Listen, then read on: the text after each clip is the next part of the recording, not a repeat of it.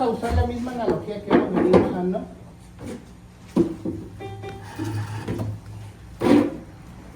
La misma analogía. Y escuchen lo que dice la Escritura. Porque pónganse toda la armadura de Dios para que puedan hacer frente a las artimañas del diablo.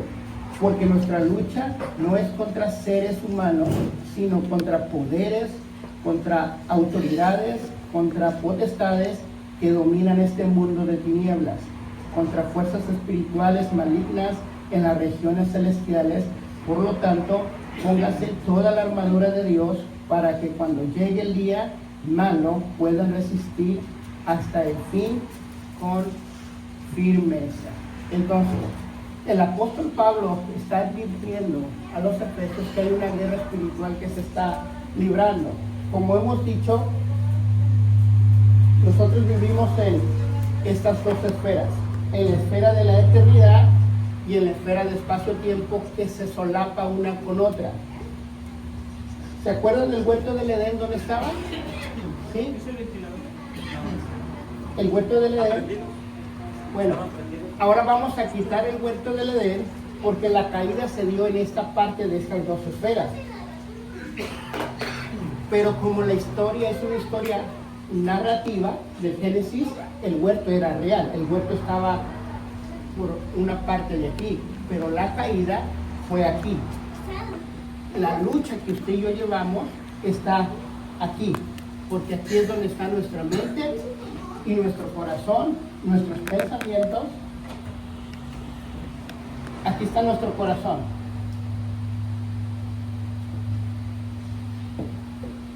Aquí es donde se crea todo lo que va a pasar aquí. Aquí es donde usted está luchando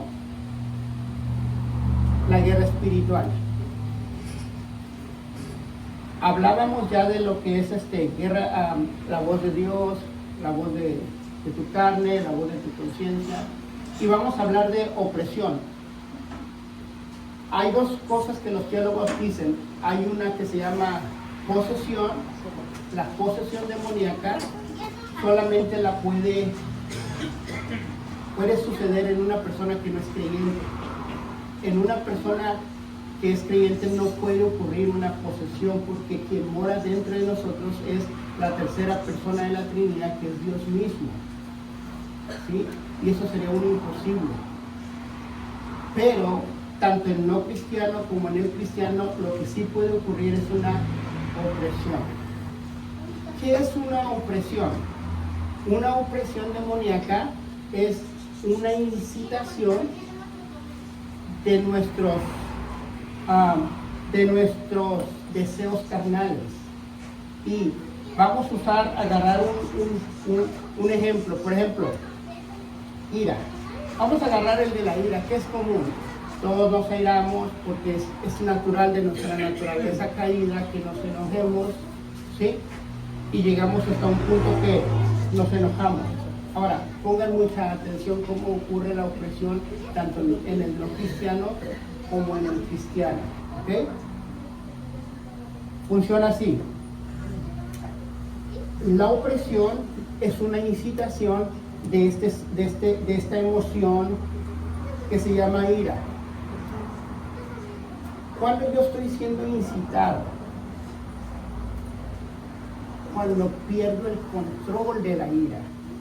Porque la ira se puede controlar hasta cierto punto, pero pasado de ese cierto punto, cuando yo pierdo el control, ya se convierte en una opresión demoníaca y están siendo atacados por poderes que ustedes no están viendo. ¿Sí? Por ejemplo, vamos a hacer esta línea, y esta línea es la ira. La ira. Vamos a suponer que de aquí a aquí yo estoy enojado, pero aún estoy controlando la ira. Pasado de este punto, ya perdí el control. Y comienza, de aquí a aquí, fue la incitación demoníaca. Pero pasado aquí, ya comienzan lo que se llama también los dardos del enemigo o las flechas encendidas del enemigo. ¿Qué son las flechas encendidas del son pensamientos que el enemigo pone en tu mente o corazón para que esta ira se salga de control. ¿Quién ha tomado alcohol? ¿Quién ha tomado el alcohol? No han tomado. ¿Sí? Ok. Hay un momento cuando tú estás tomando, sí, esto es real. Cuando estás tomando alcohol y tú puedes controlar el alcohol, pero llega el punto después de 3 cervezas más o menos que ya no dices, oh, ya me siento bien. Cuando tú te sientes bien es cuando ya perdiste el control y el alcohol pasa a tomar automáticamente el control de tu voluntad. La ira funciona igual. Hay un momento en que tú te airas, pero cuando tú pierdes el control, comienzas a pecar. Y van a llegarte pensamientos.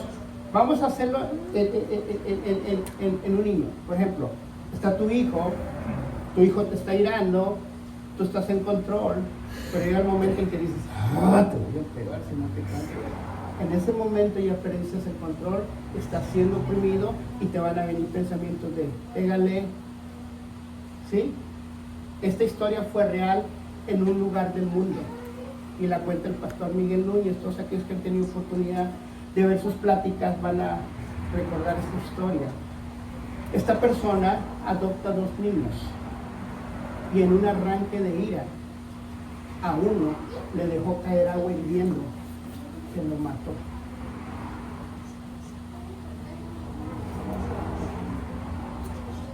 ¿Qué pasó en ese momento? Esa persona tuvo un arranque de ira, fue incitado por los demonios, lo mismo que a nosotros nos pasa, y luego llegaron las flechas del enemigo que le dijo, déjale caer el agua caliente, que le debo matar. Y así sucede con todos los demás sentidos, gritería, contiendas, malas palabras. Por ejemplo, las contiendas, dice Santiago, que son diabólicas y vienen del bendito infierno. ¿Sí? Cuando nosotros estamos dividiendo, ya sea aquí en la iglesia, ya sea en nuestras casas, es una opresión demoníaca. ¿Sí? Vamos a ver textos. ¿Listos? Ok. Vamos a ver textos para ver esto que estamos diciendo.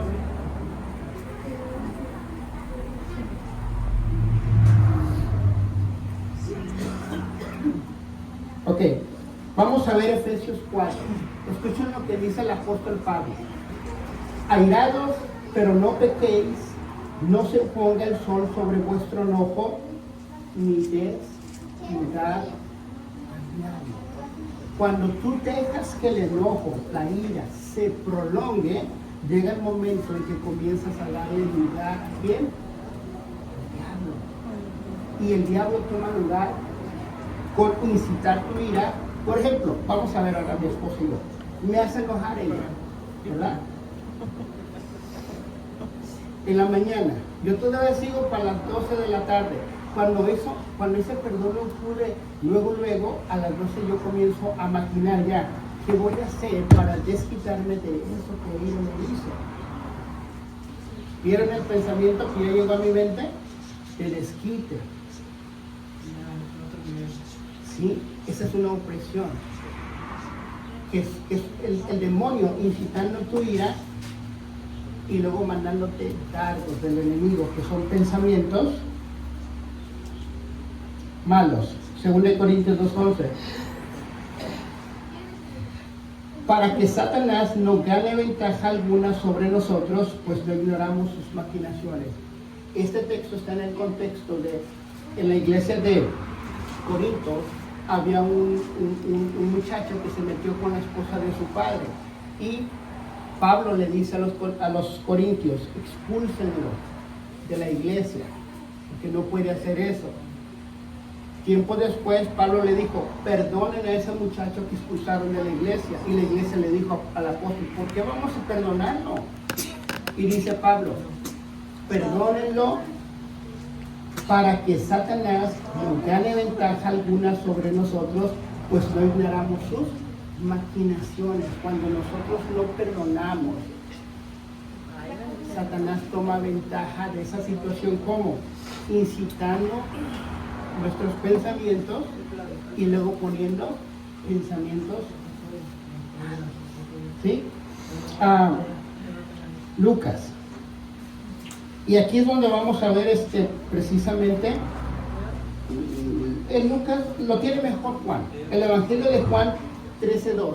Escuchen cómo ocurre, ¿ok? Aquí vamos a ver clarito la opresión y la posesión. Escuchen, Juan 13:12. Llegó la hora de la cena, era cuando hicieron la cena del nuevo pacto de gracia. ¿Sí? Estaban en el aposento alto. Y escuchen esto. Llegó la hora de la cena, el diablo ya había incitado a Judas Iscariote, hijo de Simón, para que traicionara a Jesús. ¿Cómo lo incitó Satanás a Judas? Estimuló el pensamiento de traicionar a Jesús. ¿Vieron? Ahí está la opresión. Esa se llama opresión de acuerdo a los teólogos. Llegó la hora de la cena y el diablo ya había incitado a Judas Iscariote, hijo de Simón, para que traicionara a Jesús. Ese texto está en Juan 3:2. Ahora escuchen, Juan 3:27. Escuchen cómo ocurre la posesión. Tan pronto como Judas tomó el pan, Satanás entró en él. Lo que vas a hacer, hazlo pronto, le dijo Jesús. ¿Vieron las dos formas? Aquí la diferencia es que el cristiano no puede ser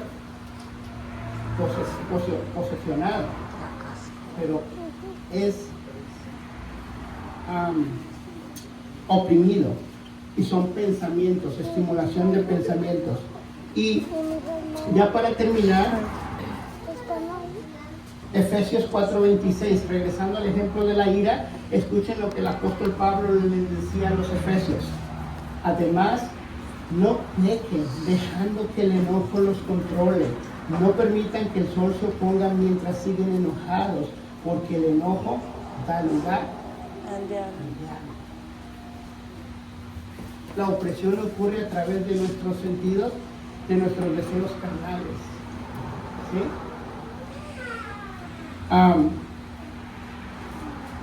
Ahora, ya para terminar, quiero decirles que Dios no nos ha dejado solos. Dios nos ha dado también armas para poder luchar con esas huestes espirituales que nosotros no vemos. Para comenzar, 1 Corintios 10:13, dice el apóstol Pablo a los Corintios: no os ha sobrevenido ninguna tentación que no sea humana, pero fiel es Dios, que no os dejará ser tentados más de lo que podáis resistir, sino que dará también juntamente con la tentación la salida para que podáis soportar. Santiago 4:7. Cuando viene esa opresión a nuestra mente, ¿qué tenemos que hacer? ¿Sí? Dice Santiago: someteos pues a Dios, resistir al diablo y huirá de vosotros. No tenemos que luchar contra Satanás. La Biblia no nos manda a luchar contra las fuerzas demoníacas. ¿Sí? No hay nada que tú puedas hacer para vencerlas, son más poderosas que tú. Nada. Yo no les puedo dar órdenes a esas fuerzas demoníacas, no hay forma de. Ellas no van a obedecer a mí. Lo que dice Santiago: sométanse a Dios, sométanse a su voluntad, amor, paz, gozo, bondad, misericordia, dominio propio de sus emociones. Y cuando ustedes se sometan a Dios, no es a través de hablar, sino a través de acciones, son dominio propio de sus emociones. Ahora resistan y Dios lo va a unir de ustedes. Ejemplo, yo me enojo con mi esposa y me someto a Dios y Dios me dice perdónala, yo la perdono y ahora resisto. Y eventualmente esa ira sobre ella se va a ir, porque es lo que dice la Escritura. ¿Sí? Obedezcan. Sométanse a Dios. Y eventualmente eso se va a ir. ¿Sí? Ese sentimiento de querer golpearla, de querer hacer algo con ella, va a irse. O ese sentimiento de querer golpear al niño se va a ir. O ese sentimiento de querer hacerle algo al vecino se va a ir. O ese sentimiento de querer hacerle algo a los hermanos se va a ir. ¿Sí?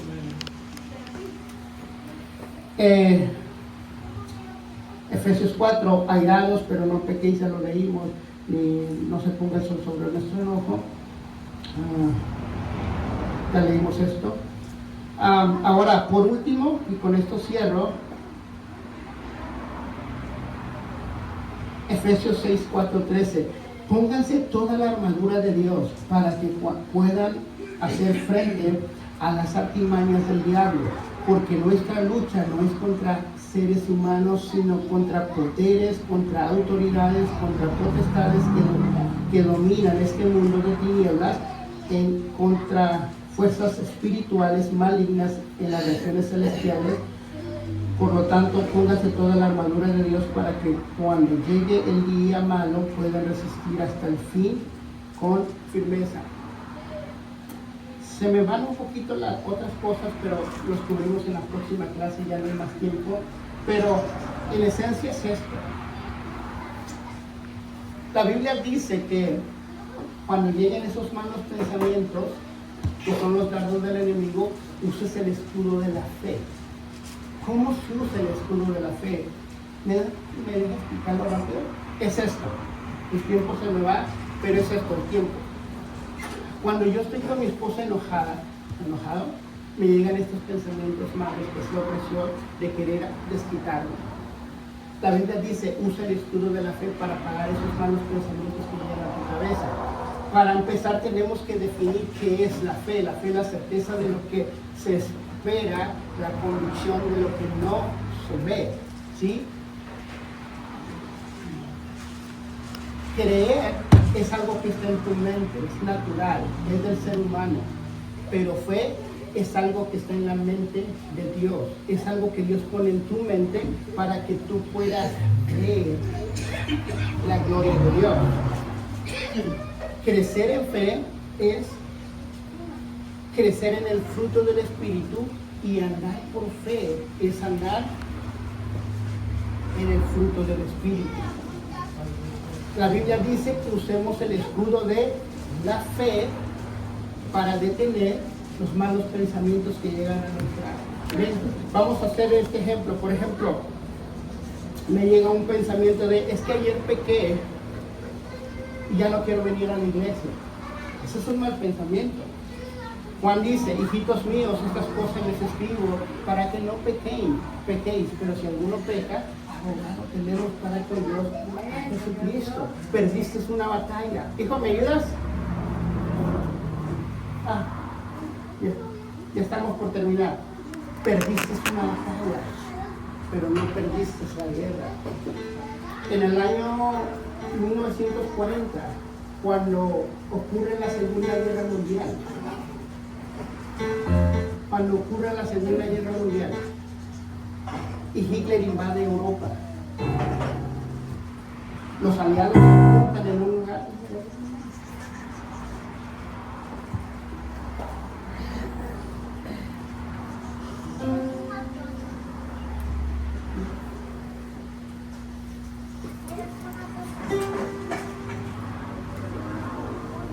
Y ocurre la Segunda Guerra Mundial y Hitler invade Europa.